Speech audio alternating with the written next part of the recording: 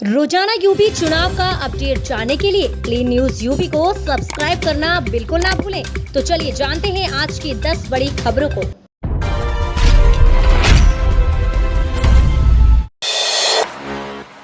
छठ महापर्व पर 10 नवंबर को उत्तर प्रदेश में रहेगा अवकाश। सीएम योगी ने कहा डीएम करेंगे घोषणा। देश भर में मनाया जाने वाला लोक आस्था का 4 दिवसीय महापर्व छठ सोमवार सुबह से शुरू हो गया है।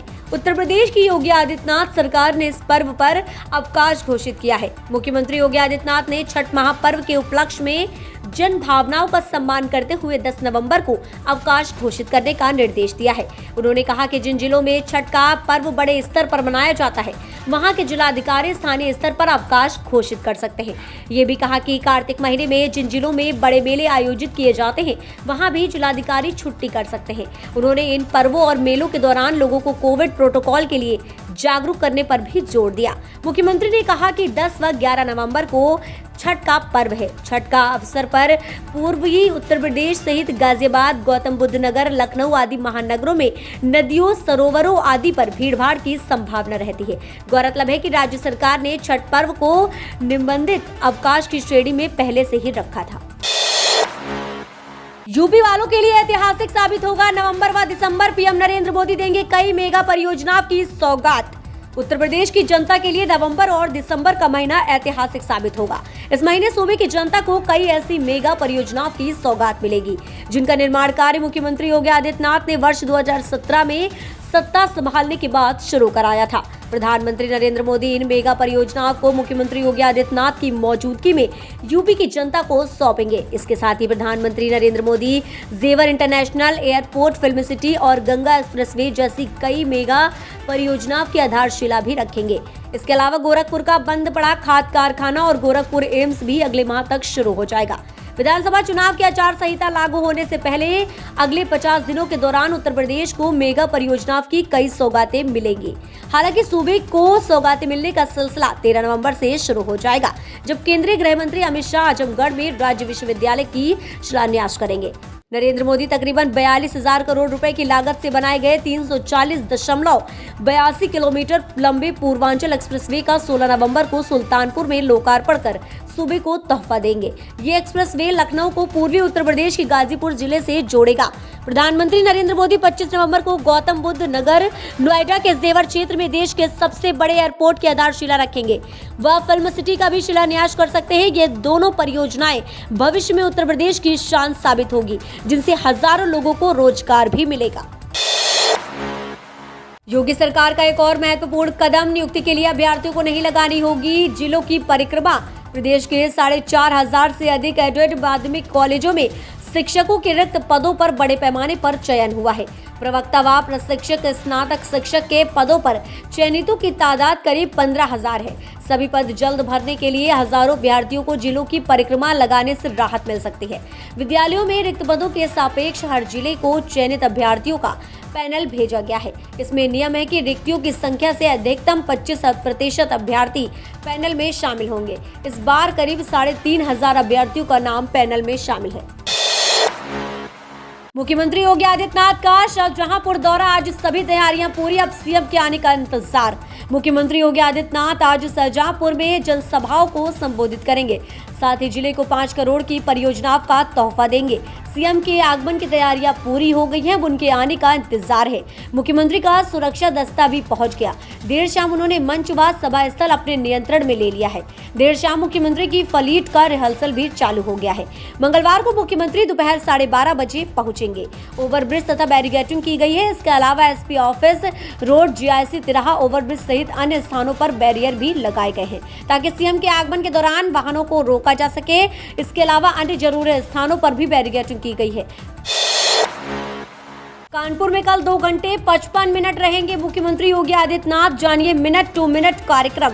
मुख्यमंत्री योगी आदित्यनाथ बुधवार को शहर आएंगे। मुख्यमंत्री मेट्रो के ट्रायल रन का शुभारंभ करेंगे और फिर केडीए सभागार में जीका वायरस से निपटने को लेकर हो रहे कार्यों की समीक्षा करेंगे। वैक्सीनेशन की प्रगति भी जानेंगे। इसके बाद वह श्यामनगर जाएंगे और वह जीका संक्रमितों के स्वजन से मिलेंगे।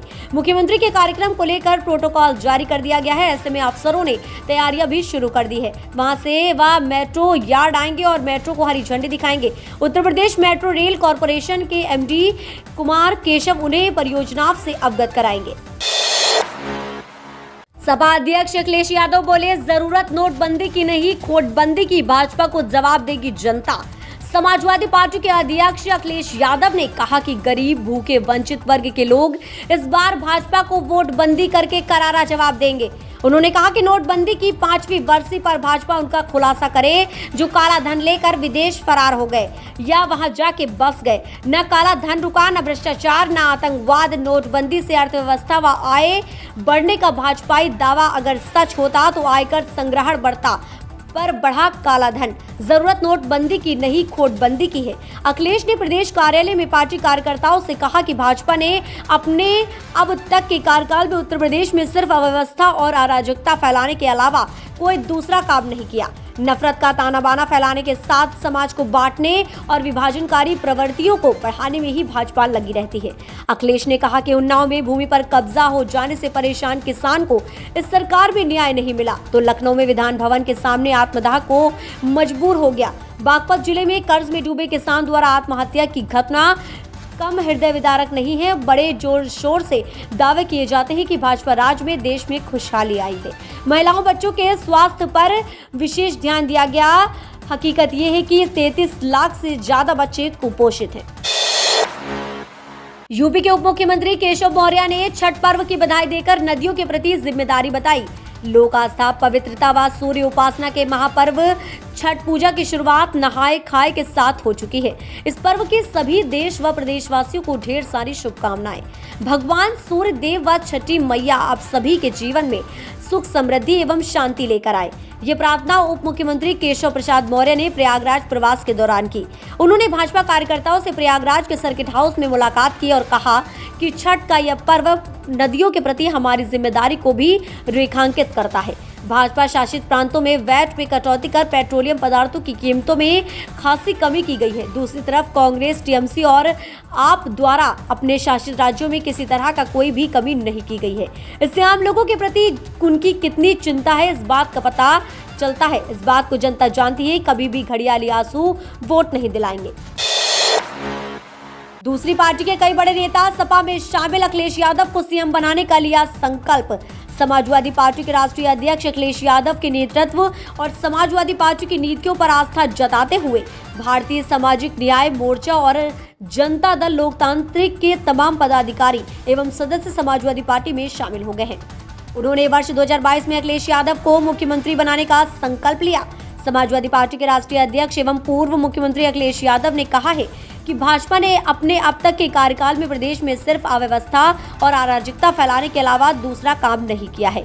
आखिर प्रदेश का किसान कब तक ये सब सहेगा?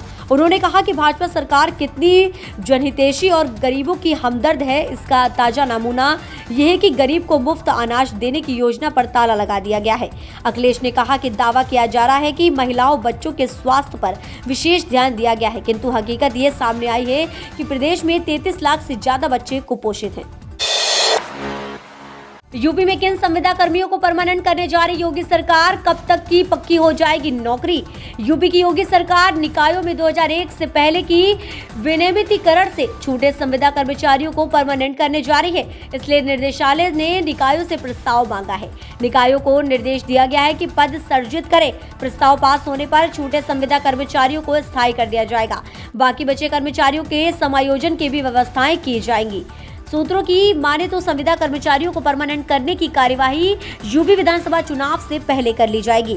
आपको बता दें कि राज्य सरकार ने सरकारी विभागों में दैनिक वेतनभोगी वर्ग चार्ज और संविदा पर 31 दिसंबर 2001 तक काम करने वालों को विनियमित किया गया है। इसके बाद भी निकायों में कई कर्मचारी छूट गए हैं। उत्तर प्रदेश 2022 विधानसभा चुनाव के नजदीक आते ही सभी पार्टियों में हलचल सी मच गई है। आइए बात करते हैं उत्तर प्रदेश 2022 विधानसभा चुनाव के ओपिनियन पोल के बारे में। सत्ता की कुर्सी बचाने में बीजेपी कामयाब या फिर अखिलेश यादव की बनेगी सरकार? उससे पहले हम आपको बता दें एग्जिट पोल जो कि जनता की राय के अनुसार बनाया गया है। ओपिनियन पोल के जरिए हम आपको बताएंगे कि किस पार्टी को कितने सीटें मिल रही है। सबसे पहले बात कर लेते हैं बीजेपी की, तो बीजेपी को यहाँ पर मिल रही है 162 सीटें। बात कर लेते हैं अब समाजवादी पार्टी की। समाजवादी पार्टी के खाते में आ रही है 180 सीटें। वहीं बहुजन समाज पार्टी को यहां पर मिल रही है 33 सीटें। कांग्रेस की अगर बात करें तो कांग्रेस को मिल रही हैं 22 सीटें। वहीं अन्य के खाते में 7 सीटें आ रही हैं। मीडिया रिपोर्ट्स के मुताबिक ये था आज का एकदम सही और सटीक एग्जिट पोल। इन आंकड़ों को देखने के बाद आपको क्या लग रहा है कि इस बार किसकी सरकार बनते हुए नजर आ रही है? मीडिया रिपोर्ट्स के अनुसार ऐसा लग रहा है कि समाजवादी पार्टी एक बार फिर से उभर कर सामने आ सकती है। हमें अपनी राय कमेंट के माध्यम से जरूर दें। तो ये थी आज के 10 सबसे बड़ी और महत्वपूर्ण खबरें। अगर आपने अभी तक वीडियो को लाइक और शेयर नहीं किया है तो जरूर कर दें। इससे हमें आपके लिए वीडियो बनाने में मोटिवेशन मिलता है। और आप न्यूज़ को कहां से देख रहे हैं हमें कमेंट के माध्यम से बताना ना भूलें।